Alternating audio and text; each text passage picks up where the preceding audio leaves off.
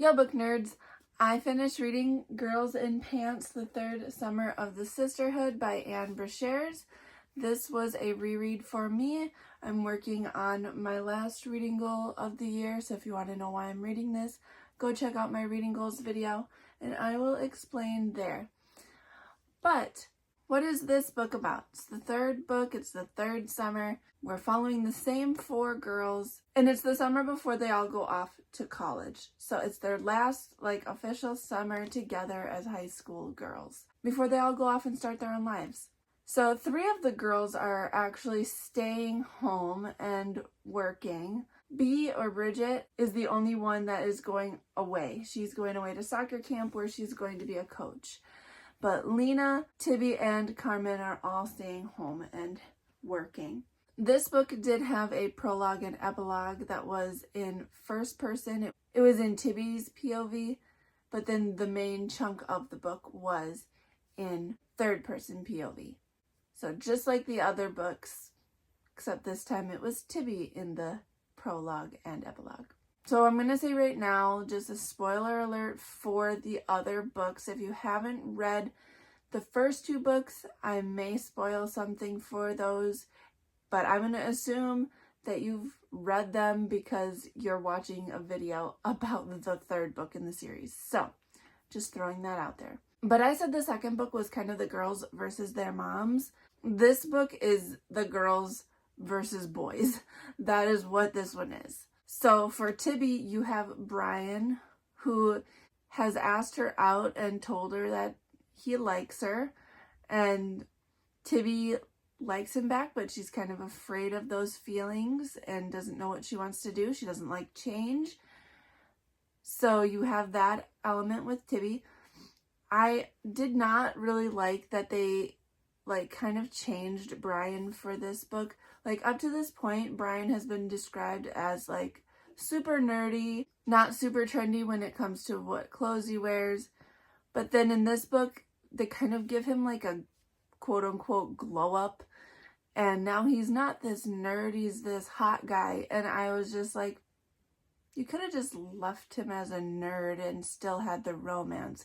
You didn't need to change him. I didn't really like that element of that, but whatever. Moving on. So then you have Carmen, and Carmen meets this boy named Win, and she likes him, but he keeps catching her doing good things, and Carmen thinks he's getting the wrong impression of her because Carmen believes that she's a selfish, kind of a bad person, and thinks that Win is getting this wrong impression of her.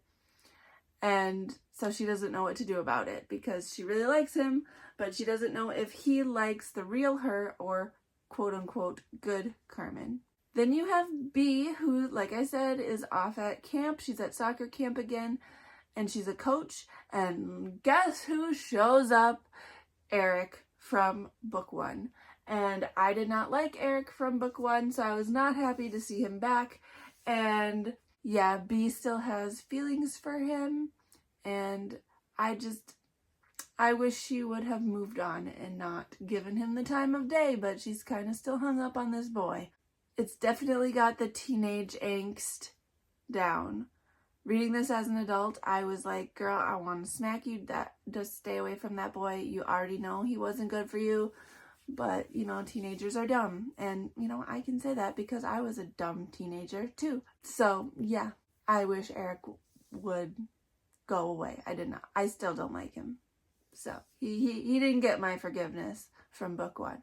And then you have Lena. Lena's a little different because she is still hung up on Kostos. She can't get over him. And so, she is the one that has no physical boy there because Kostos is in Greece, and so she is still trying to get over him. And I actually found her storyline kind of powerful because even though I wanted to smack her because she needed to get over this boy, he's married now, you have to get over him, he's not coming for you. I wanted to smack her a little bit, but I did find it very powerful that Lena doesn't just go find a new boyfriend.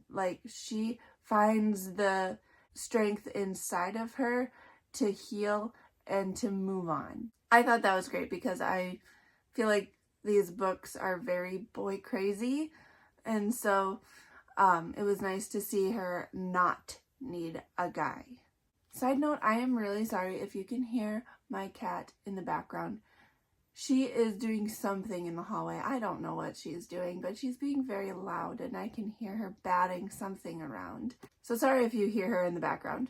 But like I said, I wish this book didn't focus so much about the boys. It would have been nice if the focus was more on starting new things, looking forward to college. Like, the world is their oyster. They're going to experience so many new things in the next year. Like, this could have been such a nice, like, little ending to their current life together and the beautiful beginning of the next phase of their life, but I felt like it was a little too boy heavy.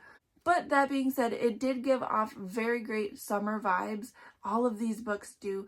They're just so light and fun and easy. Like, they're just great summer reads. I'm really enjoying them, even though they are not the best book I've ever read, but they're definitely doing their job. They're giving me great vibes and I'm enjoying myself.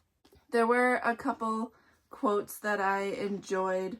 Each new section, they don't have like chapters, but each new section has some kind of quote, and this one made me laugh because it's a quote from SpongeBob.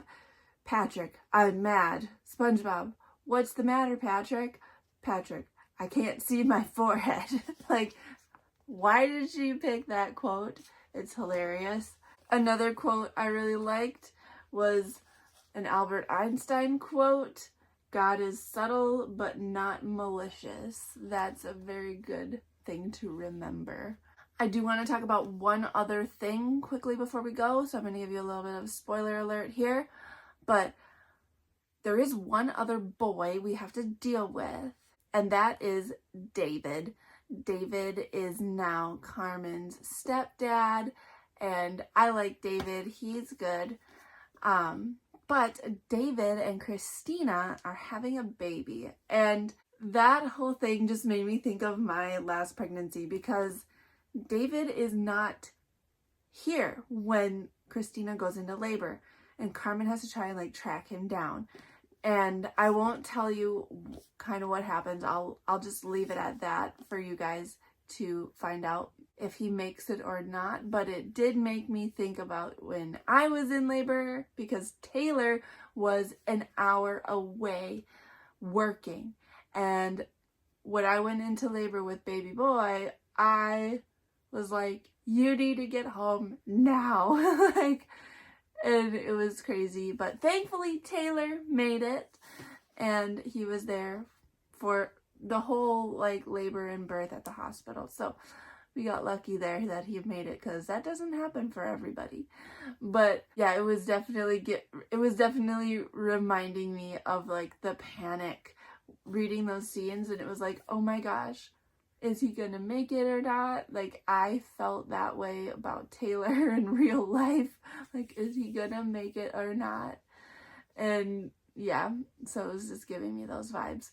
But overall, I enjoyed the book. Wasn't super great and memorable. That's probably why I did not remember this. This was a reread. I didn't remember anything from it. There's nothing that really sticks with me. Honestly, I probably will forget it pretty quickly, but it gave me great summer vibes, and it was fun and entertaining, and I honestly flew through it pretty fast. I didn't really want to put it down. I was enjoying myself. So, good book, not great, not bad. There you go. And I have not started it yet. I have only put my bookmark in, but I will be reading the fourth book, Forever in Blue, the fourth summer of the Sisterhood. So stay tuned for this as well. This is also a reread, but I remember nothing. So we'll see what happens. That's all I have for you guys today. Hit that like button and subscribe to my channel. I'll talk to you guys next Monday. Thanks for talking books with me.